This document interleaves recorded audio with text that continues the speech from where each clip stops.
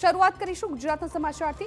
ગુજરાતમાં વરસાદે ક્યાંક રાહત તો ક્યાંક આફતનું રૂપ ધારણ કર્યું। બનાસકાંઠાથી અમદાવાદ અને ડાંગથી વિરમગામ સુધી પાણીના પ્રચંડ પ્રવાહે જનજીવનને અસર પહોંચાડી।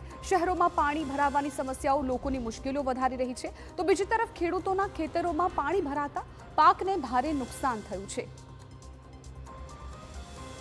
વરસાદી સિઝનમાં ગુજરાતના અનેક જિલ્લાઓમાંથી ચિંતાજનક તસવીરો સામે આવી છે। બનાસકાંઠાના ડીસામાં પણ પાણી ભરાવાની સમસ્યાથી લોકો ત્રાહિમામ પોકારી રહ્યા છે। નડાબેટનું રણ દરિયામાં ફેરવાતા પ્રવાસીઓની ભીડ ઉમટી છે। અમદાવાદમાં વરસાદના 5 દિવસ બાદ પણ અનેક વિસ્તારોમાં જળભરાવની સ્થિતિ છે। વિરમગામમાં વરસાદી પાણીમાં યુવક તણાવવાની ઘટના સામે આવી, જ્યારે ડાંગમાં પ્રતિબંધ હોવા છતાં યુવાનો જોખમી રિવર રાફ્ટિંગ કરતા જોવા મળ્યા। બીજી તરફ બનાસકાંઠાના ખેડૂતો માટે વરસાદ આફત બની ગયો અને ખેતરોમાં પાણી ભરાતા પાકને ભારે નુકસાન થયું છે। આ તમામ વચ્ચે આગામી 48 કલાક અને જુલાઈના અંતિમ દિવસોમાં રાજ્યમાં વધુ એક ભારે વરસાદી રાઉન્ડની આગાહી તંત્ર અને લોકોને સતર્ક કરી છે। બનાસકાંઠાના ડીસામાં ભારે વરસાદ બાદ અનેક વિસ્તારો જળબંબાકાર બની ગયા। જલારામ મંદિર સર્કલ સહિતના વિસ્તારોમાં ઘૂંટણસમાં પાણી ભરાયા। સ્થાનિકોને ભારે હાલાકી પડી અને શાળાઓની બહાર પણ પાણી ભરાવાથી વિદ્યાર્થીઓ અને શિક્ષકોને પણ મુશ્કેલી પડી। સ્થાનિકોનો આક્ષેપ છે કે વર્ષોથી પાણી ભરાવાની સમસ્યા યથાવત છે। હવે ગટરના પાણી પણ ઉભરાતા રોગચાળાની ભીતિ વધી છે।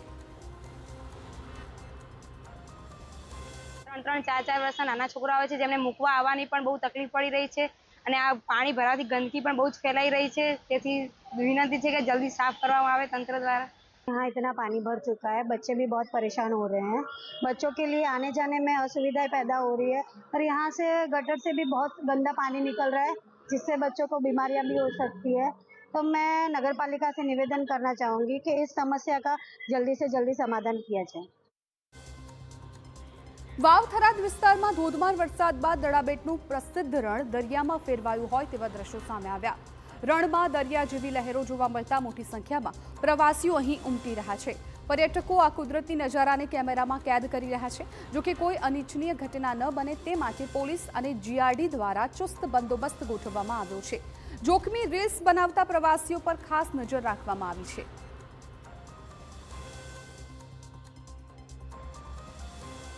દરિયો આમ રણ જ્યારે દરિયો બન્યું અને રણ દરિયો બન્યું એટલે આમ વિસ્તાર ઉપર આવવાની આહલાદક મજા આવી રહી છે કે આમ આપણે ઘણી ટૂર કરતા હોય પણ એક બોર્ડરની ટૂર કરીએ અને બોર્ડરની ટૂર કરવા ઉપરથી આપણને સૈનિકોનું શૌર્ય પણ દેખાય, સાથે સાથે આ દરિયાનો માહોલ જ્યારે રણ દરિયો બનતો હોય ત્યારે એની વાતાવરણ જ અલગ છે।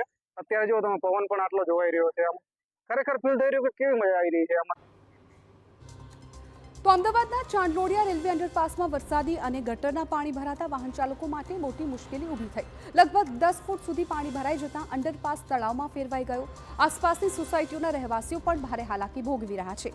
પાણી ઉલેચવા માટે પંપ લગાવવામાં આવ્યા હોવા છતાં સ્થિતિમાં ખાસ સુધારો જોવા ન મળ્યો।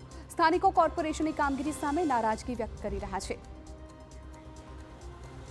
તો અમદાવાદના જોધપુર વિસ્તારમાં આવેલી અર્થ બાર એલિગન્સ સોસાયટીમાં ભારે વરસાદ બાદ 5 દિવસથી પાણી ભરાવાની સમસ્યા યથાવત છે।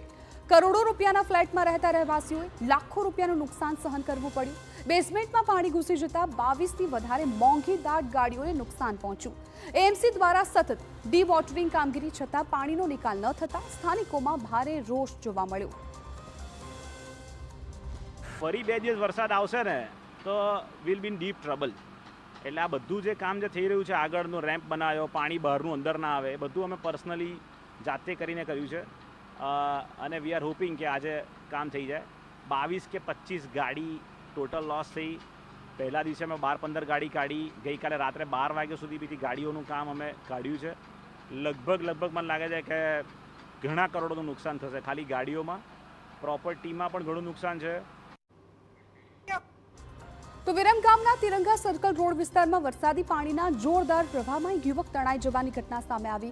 યુવકને બચાવવા માટે એક ટ્રેક્ટર ચાલક પણ આગળ આવ્યો હતો, પરંતુ તેનું ટ્રેક્ટર ખાડામાં ફસાઈ ગયું। સદનસીબે સ્થાનિક લોકોની સતર્કતા અને સમયસરની મદદથી યુવકનો બચાવ કરી લેવામાં આવ્યો હતો। ઘટનાએ વરસાદી પાણીના પ્રવાહની ગંભીરતા ફરી એકવાર ઉજાગર કરી। ડાંગ જિલ્લાના પણ દ્રશ્યો હવે આપને બતાવીશું। ડાંગ જિલ્લામાં નદીના ધસમસતા પ્રવાહ વચ્ચે કેટલાક યુવકો કોઈપણ પ્રકારના સુરક્ષા સાધનો વગર રિવર રાફ્ટિંગ કરતા જોવા મળ્યા, જ્યારે જિલ્લામાં મેજિસ્ટ્રેટ દ્વારા નદીઓ, તળાવો, ચેકડેમ અને ધોધમાં ઉતરવા પર પ્રતિબંધ મૂકવામાં આવ્યો છે. મોબાઈલ અને કેમેરાથી ફોટો કે સેલ્ફી લેવા પર પણ પ્રતિબંધ છે. તેમ છતાં યુવાનો જોખમી સાહસ કરતા જોવા મળ્યા અને તંત્રની ચિંતા વધી.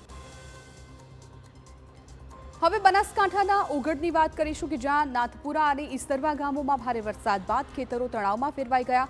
મગફળી, જુવાર સહિતના પાક પાણીમાં ડૂબી જતા ખેડૂતોને ભારે આર્થિક નુકસાન સહન કરવાનો વારો આવ્યો.